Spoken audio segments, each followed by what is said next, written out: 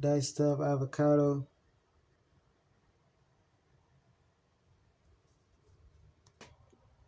You got a handful of Brazil nuts.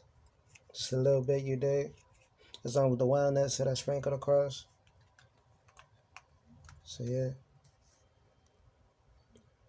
I added the sliced avocado to it. Now I'm about to add the avocado oil. Avocado added. I'm about to add some sesame seeds. And that added. Look how beautiful that looks. It's not even done yet, baby. Just sprinkle some Mediterranean sea salt here, dig. Now I'm about to sprinkle some black pepper. Just sprinkle the black pepper. And now this is when you get to mix your stuff all together. Look at that. Alkaline electric salad.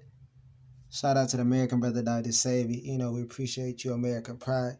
And I say American brother because America's because he's from the Honduras, the American continent. You dig? His mother's from Honduras, which is in the American continent. Therefore, he's an American brother. We appreciate you. It's all this food right here grows in the Americas. Yeah, make sure you guys like, comment, subscribe. Hit the bell notification, you dig? You guys in the book of one-on-one coaching session, you guys could do that.